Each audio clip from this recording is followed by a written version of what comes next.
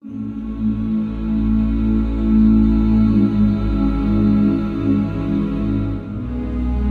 اللہ الرحمن الرحیم۔ السلام علیکم۔ ویڈیو شروع کرنے سے پہلے ویڈیو کو لائک کر دیں اور چینل کو سبسکرائب کر دیں، شکریہ۔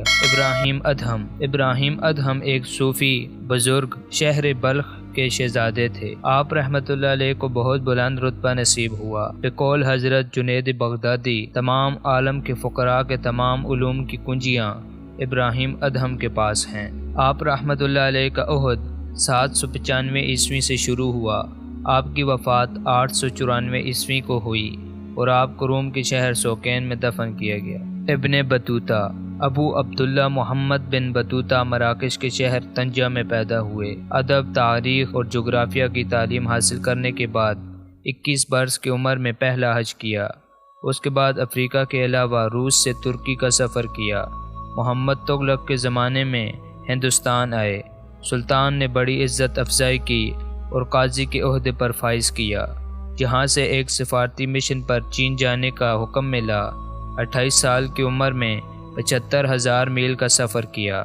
آخر میں فارس کے بادشاہ ابو حنان کے دربار سے وابستہ ہو کر اپنے سفر ناموں کو کتابی شکل دی اور اس کتاب کا نام عجائب الاسفارنی غرائب الدیار رکھا۔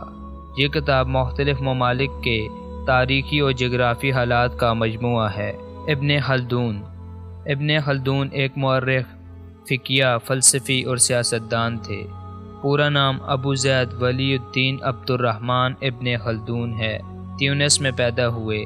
تعلیم حاصل کرنے کے بعد سلطان تیونس ابو عنان کے وزیر مقرر ہوئے، لیکن درباری سائسوں سے تنگ آ کر حاکم غرناطہ کے پاس چلے گئے، جہاں بھی سنبھل نہ پائے اور مصر روانہ ہو گئے۔ الازہر میں درس و تدریس پر مامور ہوئے۔ ان کا زمانہ 1232 عیسوی سے 1406 عیسوی تک کا ہے۔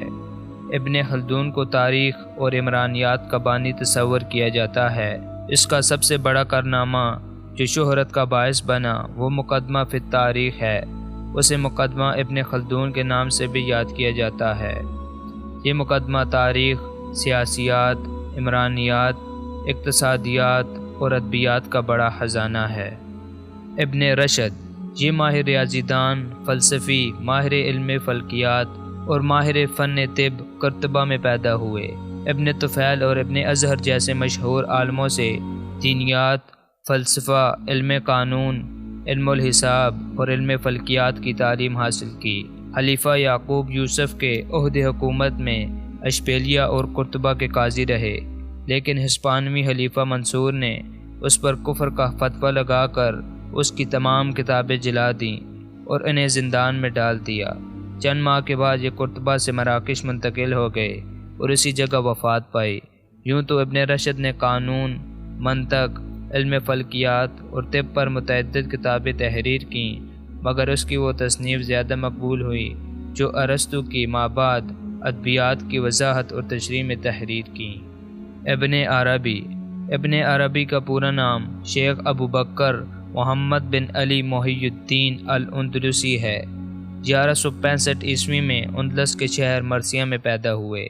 تعلیم سے فارغ ہو کر 32 سال تک اشبیلیہ میں قیام کیا، پھر مختلف ممالک کی سیر کرتے ہوئے دمشق جا پہنچے۔ اسلام میں وحدت الوجود کا تصور سب سے پہلے آپ ہی نے پیش کیا۔ ان کے مطابق باطنی نور خود انسان کی رہبری کرتا ہے۔ انہوں نے 300 کے قریب کتب لکھیں۔ ابن عربی شاعر بھی تھے۔